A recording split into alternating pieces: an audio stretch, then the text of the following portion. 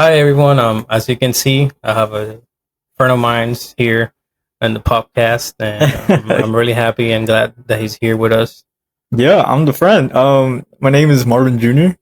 For those who don't know me, I've been longtime friends with Luis here and Catherine, who isn't here in the moment, but love her too. She's great. But yeah, thank you for inviting me.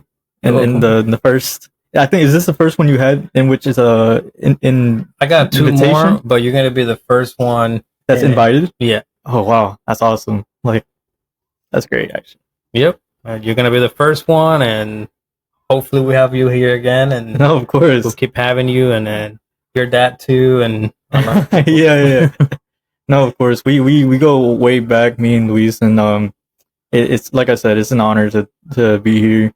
I'm in his crib right now, so literally was chopping it up with him a bit ago. I had some McDonald's. Um, he has a daughter, so yeah, she's a bundle of joy for sure. shout out to my wife for going to work. Oh yeah. Oh man. All right. So yeah, talk about your life and what school you went to, what college you went to, what you studied, and Right. Okay, so not that I want to use the term professional because for me it just sounds little.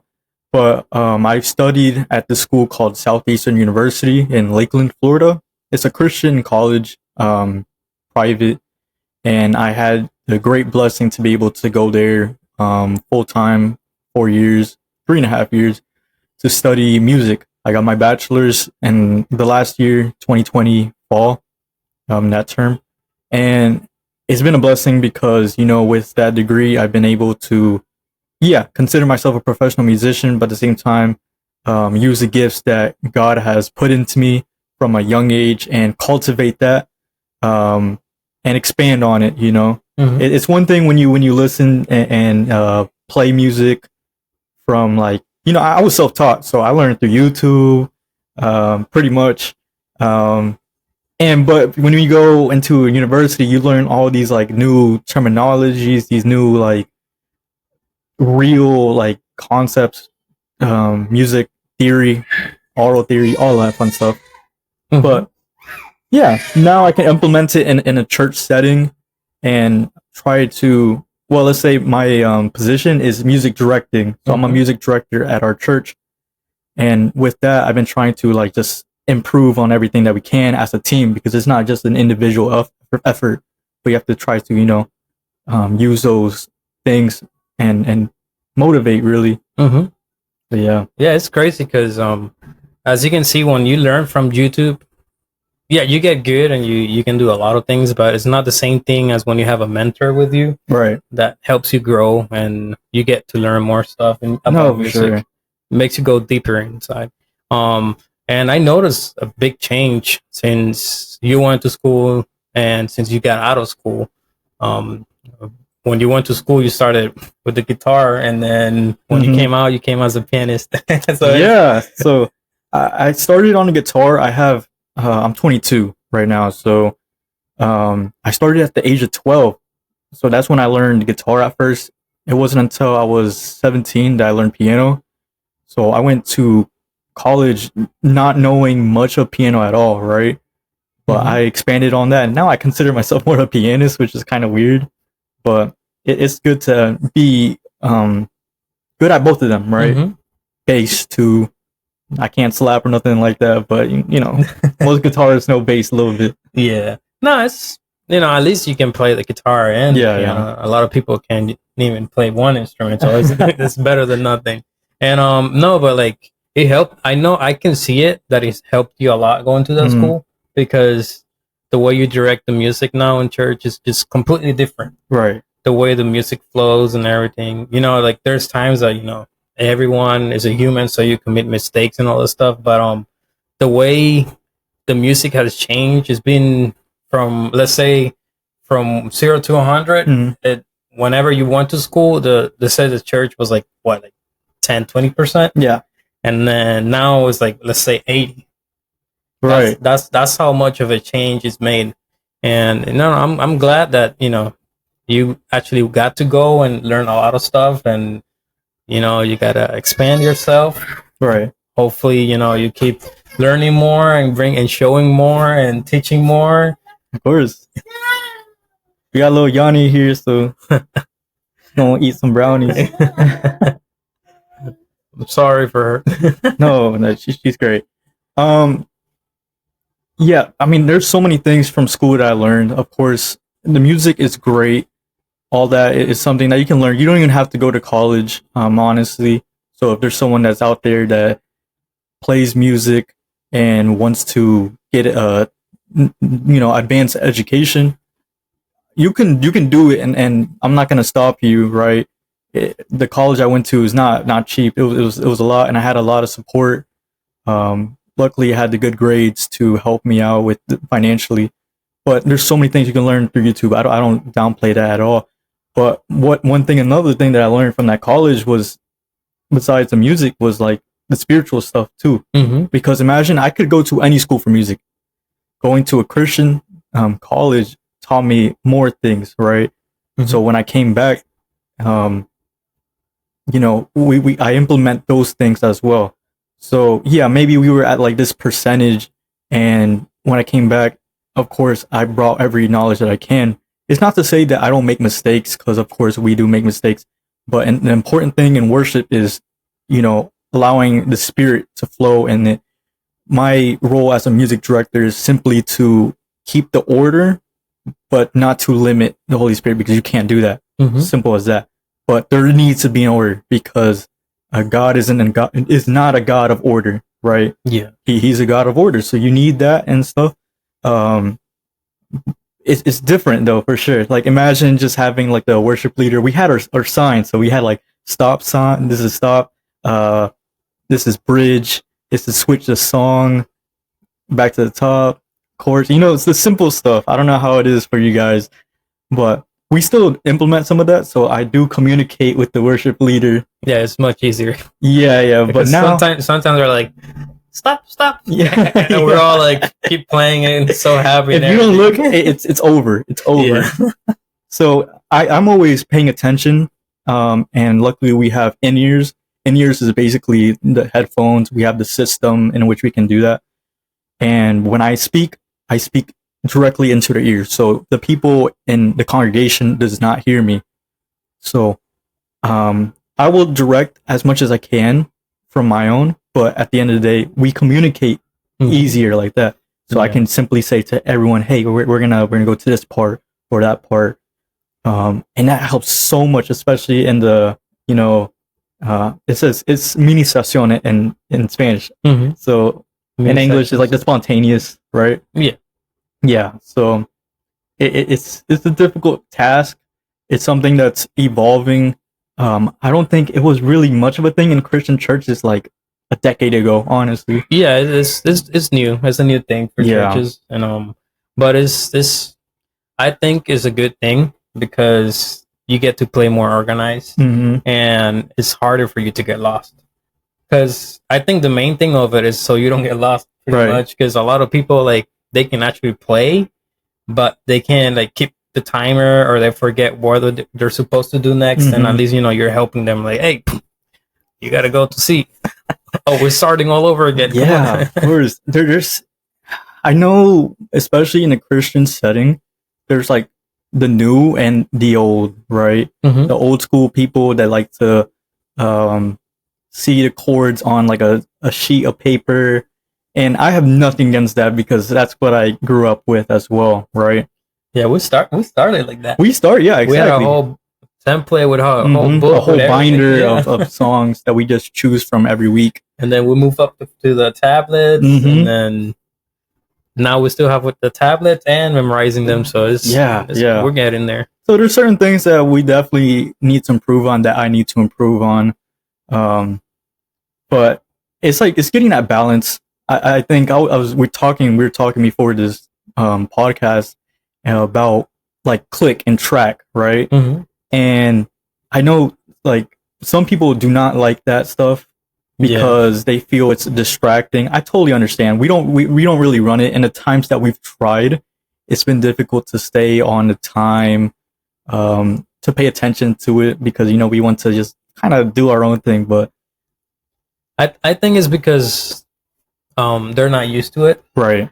Now, if it's something that you always add in there, there's gonna be a time that they're gonna get used to it. Hmm. Like right now, it's something new, so and they're trying to focus on the song, but you have that thing going, ting, ting, ting, ting. So they get lost and they forget where they're playing. So Yeah, exactly. that happens to me a lot. So it's And then there's other musicians that they cannot go without it.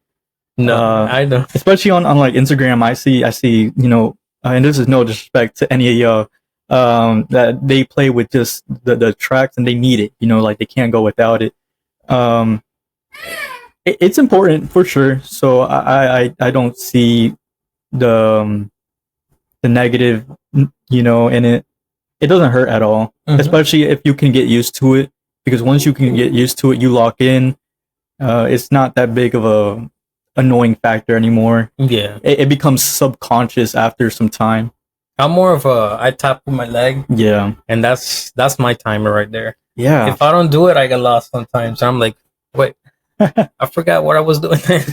And that's the thing too, because like we were also talking before this podcast, and it was like, well, a song that we recently did, because we don't run track or click, we started really slow, and I started the time in my head, and it was just piano and voice, so we did it like that. But then when the drums came in, it was like really slow compared to actual things. So I'm like, we need to speed it up. So I'm in the mic like 1 and the 2 and the 3. I'm trying to like speed it up when we were like 1, 2, 3. But so it's like, it's something that's definitely needed, because without it, that song would have been more dead than it probably was. And that used to happen before. When we didn't used to have nothing. I remember when we used to play, and once we finished everything, we were like, "Oh my god, we did it so slow." Yeah, and people notice that. I think people aren't dumb. Like people in the congregation, they would know if something's off. They can just feel it, and when they notice it, I feel like then they kind of don't get into it as much. They can't. It's a little harder for them to be able to like raise their hands to like worship. And that's something that like stinks for us, because our point is to set the atmosphere. So when there's something wrong in that, it becomes a little difficult and discouraging for us at times, because like you say, we get off and we're like, man, I didn't do that good, and stuff like that. It happens. We all have those days that we have those days. Doesn't matter how much we practice or how much we do. There's just one day that it's the worst when you do it in practice. You do it this way, and then the time of the service, it just goes completely different. It happens a lot. To all musicians, you all know this. Yeah, of course. That happens all the time. Another thing is that since he's a musician, he's not just a musician. He's also the son of the pastor. Right. So how does that work with you? Yeah. As a normal day of your life, as being a son of a pastor and a musician? Yeah. Well, first of all, I feel like musician is great, but like in the church setting, it's worshiper. I prefer to say it like that, but no, as a pastor's son, it's been great. I know there's a lot of people out there that sometimes they have difficulties with pastor's sons, or if you're a pastor's son yourself, the pressures with it. There's a bunch of testimonies, experiences of pastor's sons, saying what they've experienced in church, and thank God, it's been great with me. Like I haven't had anything that has defeated me. I'll say that. We have our challenges for sure as PKs, pastors. I always say that like the pastor's son is one of the most looked at, and you can't really look at someone wrong, because that's it. Oh, the pastor's son, look at me wrong, blah, blah, blah, blah. And it's tough. It's a tougher life than another person or another youth or something like that, you can call it. And that's why the reason I asked you was because I want people out there to see, and that way they can hear that it's not an easy thing just to be a son's pastor.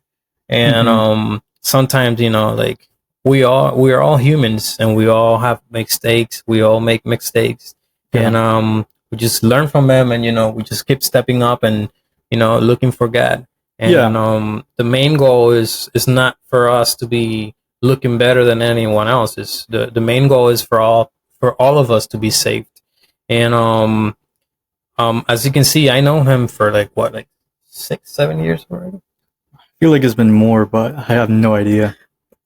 Somewhere around there. Yeah, somewhere around 7 years, I want to say. And I'd seen him since I first joined the church. It was like the second year that the church was, and till now, and I've seen a big change from that one kid that was shy that used to play, and that was it, and he'll be like, and that's I talk to my own people, the people that I'm a little more comfortable with, and then I just like, first of all, me as a person, I suck at like saying hi and bye. So, you know, of course, I'd give the besito and mwah, but then I just kind of like awkwardly like shuffle my way. Like, I've gotten better. Yeah, no, from there to now to being a, you know, 20, what is it, 23 now? 22. Yeah. Still young. Yeah, time flies, and and now you're more spiritual. Of course. You're more into music now than how you used to be. And you know, you inspire me, and you inspire a lot of people on the way you play, on the way your knowledge is on music. Right. And you know, that's a good blessing that you have, because not everyone has that opportunity of learning on an advanced side of the music, or like theory. That's what you took, right? Theory. Music theory. And you know, it's a big thing. It's really important. And then I seen that you also giving classes, took some guitar lessons and piano too, right? No, just guitar. I did in the past some guitar. I haven't done any piano yet, but I'm gonna soon try to get a course for that, because I had like a whole, like, for the guitar, I did like a whole lessons on it, but like a Christian version, you know, because with like Christian songs and stuff. So yeah, I have to update it a bit, but yeah. No, but you know, it's like, at least you're not staying with your, you know, you learned it and that's it. You know, at least you're trying to expand it, trying to teach people. And it's hard to teach, because I had a couple of people sometimes that come in, oh, I want to learn how to play the piano, or I want to learn how to play the drums, and then they'll come in and you show them, you take from your time to teach them, and then a week later they come in and be like, I didn't practice. I don't remember. And I'm like, how you want to learn to play an instrument when you don't take your time? And that goes with everything, really. You know, like, of course, in terms of music, I put the time to be able to teach, make the pamphlets. You can be the best teacher. Not saying that I'm the best teacher, but someone can be the best teacher. It can be Beethoven teaching you. But if you do not practice, you cannot expect to get results. And that's the thing. People want to be able to get the results so they can, hey, go on the stage and you know, play and stuff. But it took so much time, so much effort. Yeah, that goes in everything. You know, if you want to be a pastor, you can't be a pastor and start preaching without reading the Bible. Oh, is that a hot take? Not really, but like, it's the reality of things. No, and as you can see, like you say, you learned through YouTube. I pretty much did the same thing. I started the drums with with YouTube, and then I just kept going and going and going. And then the piano, the same thing. The piano, I only knew like 2 or 3 chords, and that was it. And then one time, I remember, you had to go to school, and your mom was like, "Oh, can you play?" I'm like, "Oh, yeah. All right, I'll try it." And then I started looking and, you know, practicing every day. And that's what, you know, practice makes the profession come up. Yeah, no, that was a hard time for me too, being in school. My school was 2.5 hours away from where we are and my church. So, you know, I couldn't come all the time, but when I did, you know, I'd come maybe once, twice a month to help out. But in that void, it there was some tough Mhm. times with that, but like I know Luis covered and he put the effort to like learn these songs so it doesn't go unnoticed. A and B, like if you put the practice and time, like you Mhm. can do it. It's simple like that. So thank you for doing that Yeah. in that time. That Appreciate was that. that was a little tough, but you know, like it made me like I always liked to play the piano, but I was never like how you can say it, like inspired for me Right. to like actually start playing it. Like I was always like, I want to learn, but I never got it. Like I got the chance to, and then until you had to go, and then there was no pianist. Then you're forced to kind of yeah. That's actually how I started then my entire journey. I've always been in small churches growing up. Maybe one time I had like a decent sized church, and it was like maybe like 400 maybe. Mhm. But besides that, it's always usually been 100 and less members. And when I first started, my mother she talked to the then worship leader. It's like, hey, you should teach my son. But I was not about it. I didn't really like music back then. I liked playing soccer. I want Yeah. you know how kids are. We were like, oh, we have this ideology. I'm gonna grow up to be a soccer player, the next CR7 or Messi. It didn't happen. And no, it wasn't that tragic knee injury. I just suck. I can just admit it. No, you're good. You're good. At least you didn't break your leg like I did. Oh, that one's tough. Yo, did you already explain that? No, this. Okay. All right. So That's yeah. I broke my leg playing soccer. No. The first day I go to play, I'll break it right away. Yeah, not even 10 minutes on the field, and we're like, oh man. I felt like Ronaldo when I had that ball in there. I was like, I'm gonna make this goal, and I just fall and broke my leg. It was tragic. I convinced them to play, and I felt so bad after. Nah, it's not your fault. Yeah, but yeah, no. Going back, I don't know how I got into that. Yeah, I wanted to play soccer, and I didn't want to do music at all. Yeah, I didn't want to play music at all, but there was that necessity because the person at the time was going to leave. He was preparing to leave because it was a momentary thing. Mm-hmm. So my mom was like, "Hey, you should teach my son." Me not wanting to, I was like, We fought, and eventually I did. I had like 2-3 weeks of lessons, so like the basic chords, open chords, A minor, F, G, stuff like that. And from there, I started to develop the passion because I started looking at YouTube after because 2-3 weeks learning that, and then then it's all you. And I was put in the church and on the altar with like 2 months of experience. Did you start it with a guitar, like a acoustic guitar, or no, with an electric? Electric. So I bought like a cheap little pedal in which it had like simple effects. And I remember like the first songs I was learning, I would show my mom after. I'm like, hey, look, I learned this part on this song. And she'd be like, oh, nice. It was nice to feel that encouragement. Mm-hmm. And from there, like I would learn another song that I listened to. I'm like, oh, I know I can do that one. I knew my limitations as well. It took some time. I remember the first song I learned, if you guys know this one, was Cuando el Señor se vuelve la cautividad.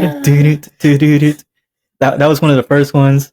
At least it wasn't that complicated. Yeah, no, of course. But when you're first starting, when those fingers are going numb, or you can't really like go to the next chord. Yeah. Oh my God.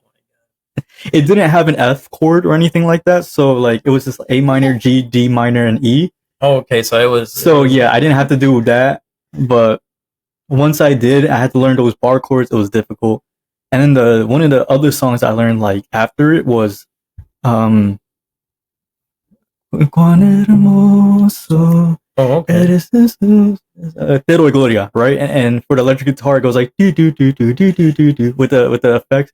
It's difficult, but I remember learning that and then learning other songs, and then you just kind of develop. And I felt like pretty good even by the 3 months. So it's possible, you know. Well, it's like when you have a pressure, and it's not like you don't have to. It's like it's not you don't have to do it, but you do have to do it, and you have to learn it. It pushes you. It pushes you, exactly. It's you go to a different level because it's not like gonna be like I want to learn it, but I'm not gonna do it. Now Mhm. it's like I have to learn it because I'm gonna be on Sunday playing this song, and Yeah. I'm gonna look really bad trying to play it, and it's coming out right. And that happens a lot in life in general. Like there was also a time that I had to do a preaching, and I'm not really a preacher like that, but the deadline was given. You're gonna preach on this day. You have to do it.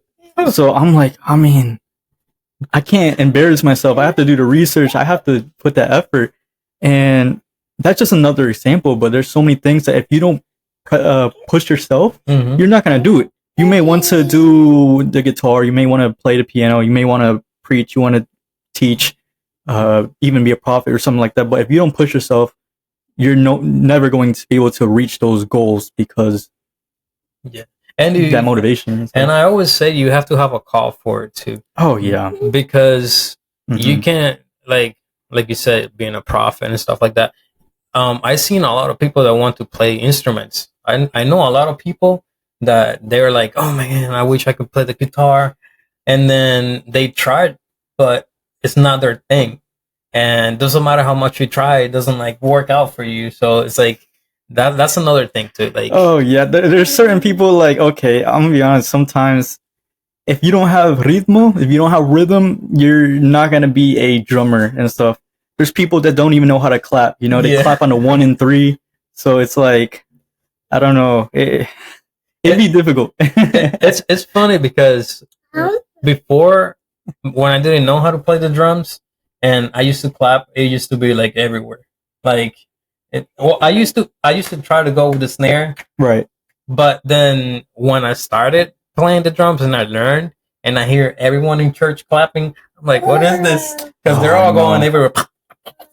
Yeah, for sure. Like let's say going back to the Te Doy Gloria, it's like Te Doy Gloria 2, 3, 4. Te doy gloria. That's how it's supposed to be, right? But some people go Te doy gloria, and you do it like that.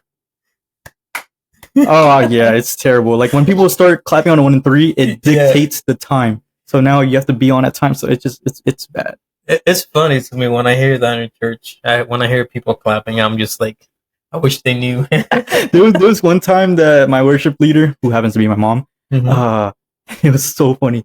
Everyone was so off that day, like in like the congregation, that she had to be like, okay, guys, we're gonna do something here.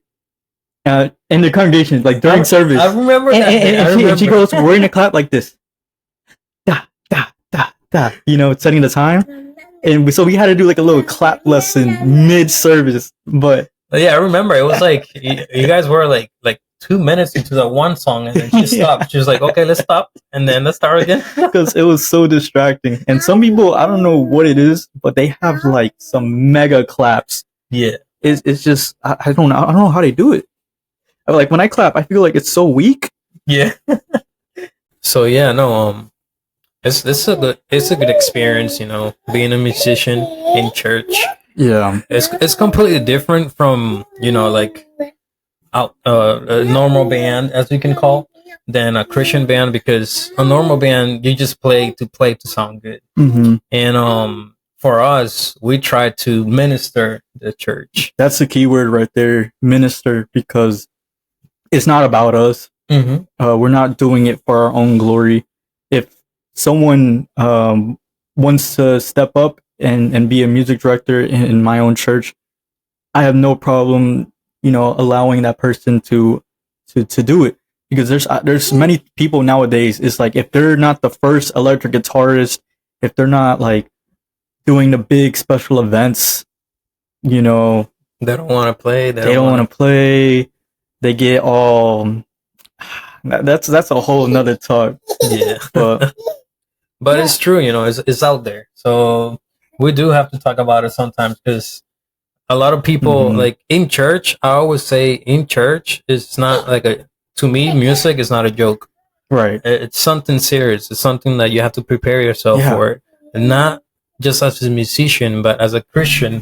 It's tough because it's not like you have to play and that's it. You have to minister to the church, and you don't have to be ready as knowing the notes and playing good, if not knowing how to play a way that you can transfer it and make the people feel something. Right. And it's tough because not every musician has the talent for that. Because some people can play pretty good, but like, for example, like back then we used to have some people that whenever we used to go to minister, they wouldn't be able to play because that was set. They will freeze because all they know is just how the song went. Right. And then once you go in free mode trying to minister, and they freeze and they stop playing, and it's tough. So it's like I encourage you guys to start like practicing and pray to God and just be like, please God, show me a way that I can minister and teach me how to play, and that is not me that is playing, if not that is you playing through me. Yeah. Because what was you gonna say? No, I was gonna say because of course you need the two things. You need to have the gift, the talent, but you also need to have the ability to minister, right? Because imagine you do have the talent, all right? So you are an amazing guitarist and stuff. Just because you rip and shred a solo and stuff like that, I mean, it's great, but there's a time, place, things like that. But to minister, that's something that goes beyond, right? Because anyone can listen to a CD, and okay, listen, it's great, but to be able to like feel it, because that's at the end of the day, that's what worship is, right? When you hear a pastor or preaching or anything like that, it's words. You're gonna hear the words. You may capture like 30% of the preaching. Realistically, sometimes it just happens. Even less. But music is different because compared to the preachings where it goes in one year, maybe go out the other year. This is something that touches your inner self, right? Your soul and your spirit. It ministers to that. So that's why it's not like a joke with it. Yeah, you can have the talent, but if you're not ministering to that properly, to the people, you're not really glorifying or exalting the name of God, right? And of course, if you don't put the practice and stuff, the same thing. But it goes both ways. You need both. You cannot have one and the other, not the other, right? Yeah. And then I also encourage people to do that's on the stage, right? But then there's the things behind the stage. Yeah. So on the stage, you need the talent, the gift, and you need the ability to minister. But behind it, you need to be also have that relationship, because if you're not doing that, because if you don't like do those things behind, you're not reading the Bible, you're not praying, those simple things, then I prefer someone that is doing those things than someone that is doing it just for the ego, just to be on the altar. Give me the person that is let's just say worse as a musician, but I can tell that they're different. That they have a love for God. Exactly. They look for God, and it's not just they're there just to play. Yeah, I can hire any person on an app to play on like a Sunday, but I'm not gonna do it if. Well, I went to this one church one time, and the pastor had that problem that he would just look for musicians. Right. He wouldn't look for a person that would attend to a church and submit to God. He would just look for someone that would play. Oh, you know how to play the guitar? Come in. Right. And I had an experience one time that I was playing the drums, and it was Sunday, and we were getting ready, everything ready for service, and then I smell like someone smells like alcohol, and I'm like, were you drinking last night? He was like, yeah, I went to that ultra thing in Miami, and I had a blast. I'm a little hungover. I'm like, and you're gonna play? Yeah, why not? Right. And those things, like, made me be like, oh man, this pastor is like so wrong, because Mhm. you can actually see the person is so hangover, and he's standing up in the altar playing, and I'm like, that's not a thing, Yeah, man. You that can't. person, you gotta take him out real quick. And then, so every musician that was playing there was not attending to church. They would just go to play. Yeah, we have so many. Well, they call it lukewarm Christians, but I'll just call it the Sunday day, Sunday night worshipers. That they just come on that day, and then the rest on the Monday to Saturday. It's just, Well, they're not even worshipers. They're just well, yeah, they're just musicians. Yeah, that's exactly. it. And then it's crazy because when you actually play on the service and you see that going on, it's so hard for the spirit to move. It's like everyone is just dead, just like, Yeah, and it's not to say that the spirit won't move, because the Holy Spirit is not going to be what's the word, like, pulled back based on us. It will move wherever it wants to move. Us as musicians, we just simply set the atmosphere. Like I say, that's the important thing that we do, because if the Holy Spirit wants to move, it will move, even if you're playing con pista, even if you're playing with karaoke. It's just how it is. Yeah, that's true. Yeah. And also, as you mentioned earlier, how is it been that your mom is a leader? How does that feel? Is it tougher? I bet. No, for sure. Because let's say, of course, I have to know that that's my worship leader, respect her as that. It's also my mom. So there's a time where she's my mom, and pastora too. So I guess three things. So I have to respect her as a pastora, and in church I call her as pastora. People know that she's my mother, but even then I call her that. And yeah, it sometimes it does bring a little bit of conflict in the home when we're like talking about a song, and how we want to do it. And on top of that, we both are like leaders. Yeah. So I think it's natural for it to happen, but I think the important thing is to be mature about it. The important thing is to be mature about it, and at the same time, making sure that God is the focus, the main focus, right? Because if we're doing this song because we just happen to like the song, that's different than doing a song that we know will minister, because let's say maybe it ties into what the preaching is about, right? You're not going to be doing liberations, like the pastor's not going to be doing liberations, and we're here talking about what you think? Yeah, something that's just completely opposite to it, you know? Yeah. The one thing I like is that your mom always gets a song close to the theme that your dad is preaching, or whoever is preaching. Yeah. So it's a good thing, because at least the song is there already. There's a song, there's a theme. So at least, like when you start ministering, you can just boom, let's go, boom, and start. No, yeah, the words are important to her.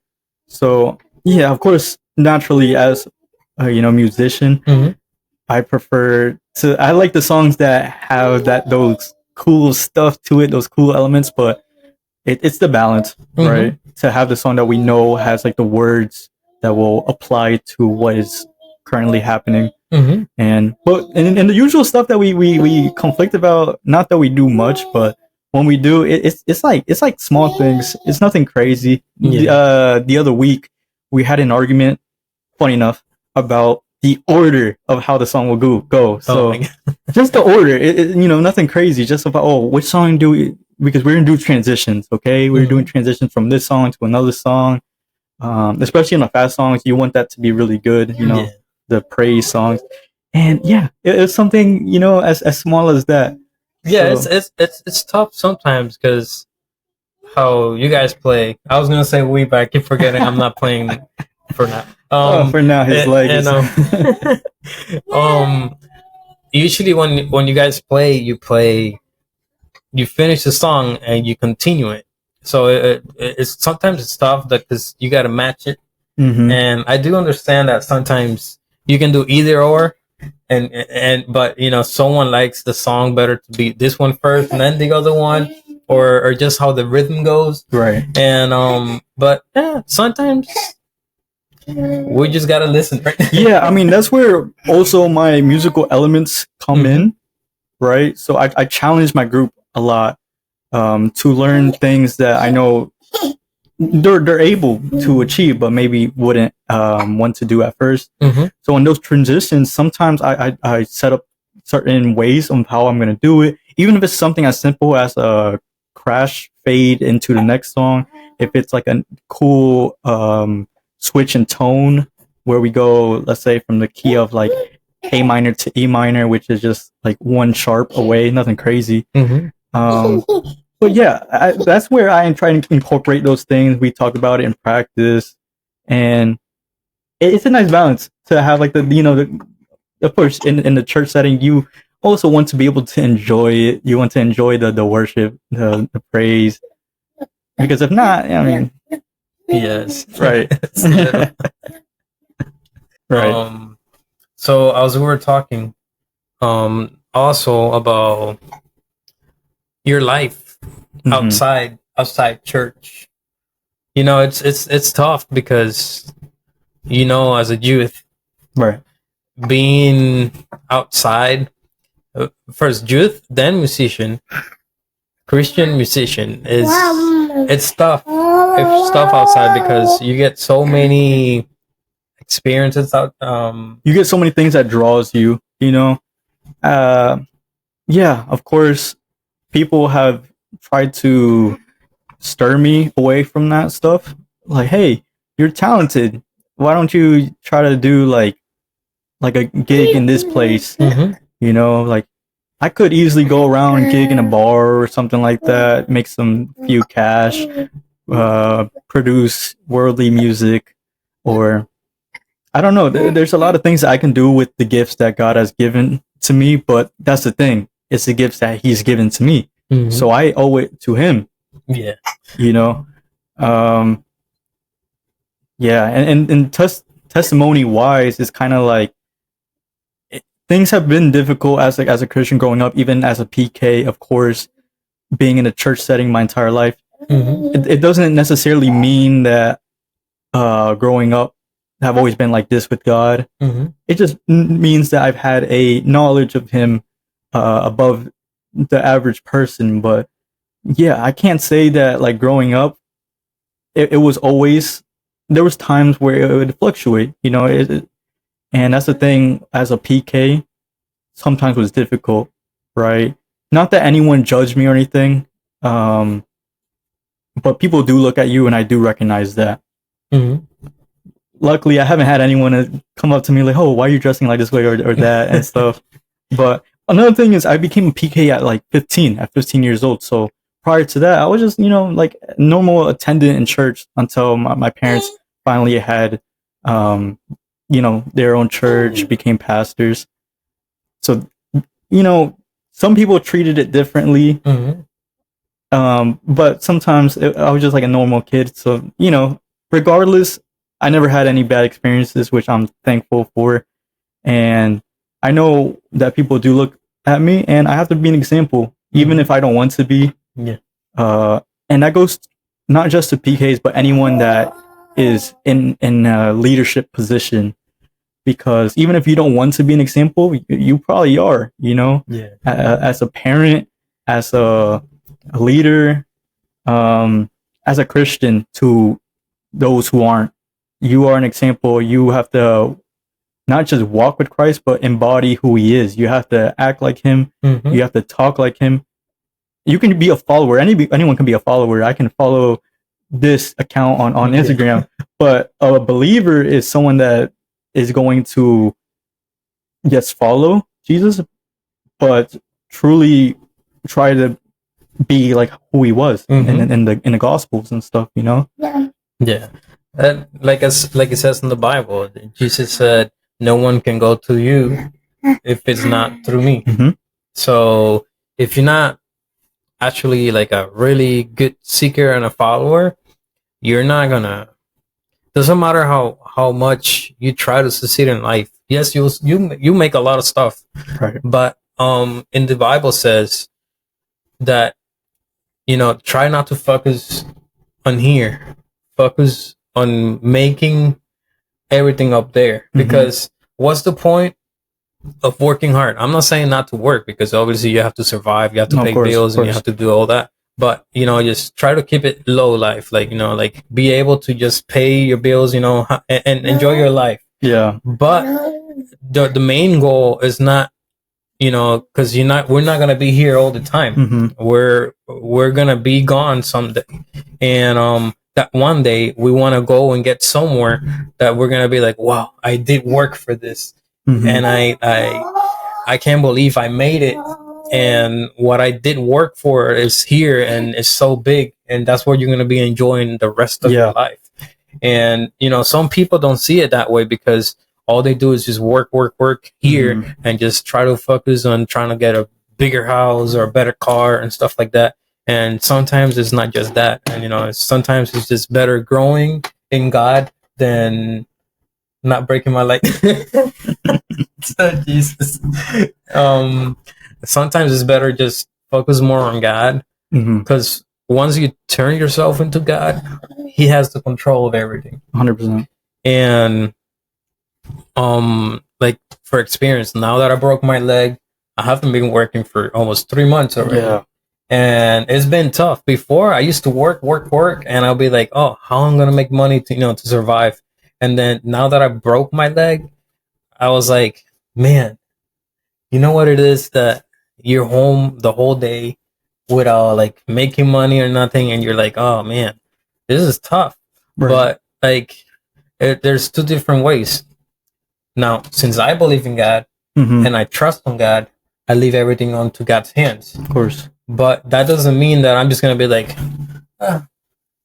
yeah, he'll provide. He'll provide. He'll pay for everything. You have to pray. You have to look for Him. You have to, keep in search, and keep that love that you have for Him. Of course. And for sure, it's gonna be a little tough, but later on, everything is gonna work out. Imagine 3 months without getting money. I got all my bills paid. Yeah. Everything is being, it's been working out great, and I can't complain. I mean, this podcast came with that happening, right? And it's like, yeah, you can look at the negatives and stuff, but I mean, I'm sure also, there's things in which, like, with that time you have been able to do in which you couldn't if you were just working the entire time. But it all goes to the fact that, like, our reward in heaven is greater than what we have here, right? So yeah, it's crazy, because I always wanted to do a podcast, or I always wanted to do this, but I never had the time. And then, it's crazy because I bought everything. I was like, all right, I'm gonna do it. And then I never had the chance. I never had the time. Now that I broke my leg, I got the whole time I got. So, but it's been tough, because since ever I had to wait to get surgery, and that time was really tough, because I was in pain, so I couldn't really do anything. But I was working on the setup and stuff like that slowly, because with one leg it's not the same. Yeah. But here we are, and I'm glad my first son is gonna be you, and invitee. Yeah. And then hopefully we keep doing more stuff. Of course. That's great. We can talk. We'll bring you here so you can preach next time. And yeah, it's a nice experience, especially when you have your trust in God and you believe in Him. You don't have to worry about anything else. That's what I tell my wife all the time. Like, she stresses about some stuff, and I'm just like, try to breathe, and just don't forget who you trust in. And it's not on me; it's on God. So He has everything taken care of. Yeah, no, I recognize as a musician, some musicians they don't get paid a lot. You can look at these big artists like Bad Bunny, Drake, I don't know, all those other people. But yeah, maybe they get paid a lot, but it takes a lot. The average musician doesn't get paid much. And then that's a musician in the world. And then imagine a musician in church, right? I recognize it's very difficult, a position in which I am in. And I knew that going into college. I knew going to college that my calling, it was going to be a difficult one, because it's going to take a lot of time. But on top of that, it's not something that, like, I'll be honest, pays like 200K a year. It's obviously Mhm. not gonna be like that. Even if I'm in a big church, maybe I don't know, but I knew that, and even then, I still continued with it because I knew that it wasn't about me. My reward in heaven is greater. Even if I'm making, I mean, I don't know, like 30, 40K a year. Hopefully, I make more. But even if I'm making that, if I'm being able to survive Mhm. and worship God at the same time, I know what He has in store for me Yeah. and my family is much greater than what I could have asked for or wanted in the world.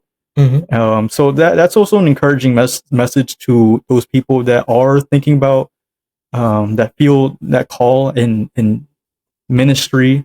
You know, it's not something that is taken lightly. It's not something that happens in a day. Even Mhm. it takes sacrifice, but that's what God asks for us. That's what Jesus asked. We talked about this earlier. Yeah. Sacrifice is what we have to give back because you know, I mean, Jesus made the ultimate sacrifice, right? Mhm. But I mean, that's not to say that you know we're not gonna have our own sacrifices that we have to make on a daily. You know, Yeah. every day that we wake up and we breathe is a day in which we can simply thank God. Mhm. So, I'm grateful. I'm really thankful to be a worshiper.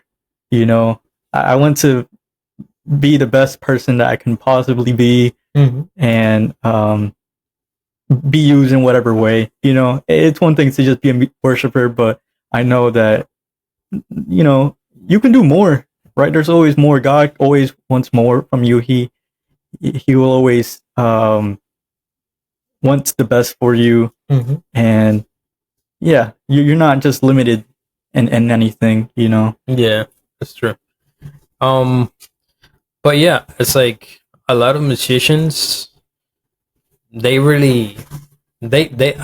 I know a lot of people that play for like professional singers and stuff like Mm-hmm. that, Christian music, and they they barely make money, Right. but it's something that they love.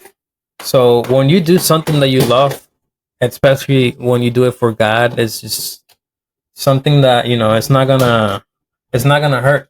It's like it in the other way. You feel better when you do it, even though you get like $200 for playing one day, Mm-hmm. and it's just like an experience that like as musician, it feels good when you go and play and you're like, I played there. Yeah, I always pray this prayer.